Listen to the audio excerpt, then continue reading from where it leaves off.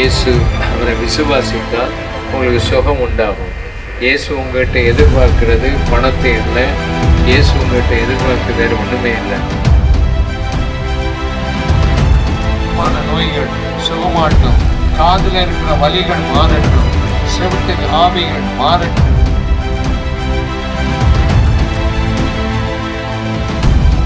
படுகிற மக்கள் கஷ்டப்பட்டு சம்பளம் வாங்க முடியாம, ஆண்டவரே எந்த பணமுமே வர முடியாம வீடுகள்ல கஷ்டப்படுகிறவங்க, தொழில் செய்ய முடியாதவங்க.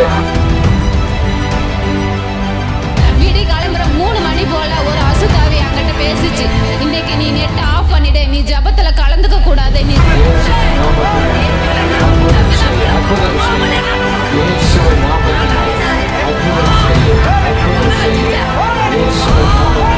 ஆண்டவரே வீடுகளுக்குள்ள இருக்கிற பொல்லாத ஆவிகள் எல்லாம் ஓடிடணும். இயேசுவிடம் பேசாமல் போயிடணும். அற்புதம் செய்யும் ஆண்டவரே.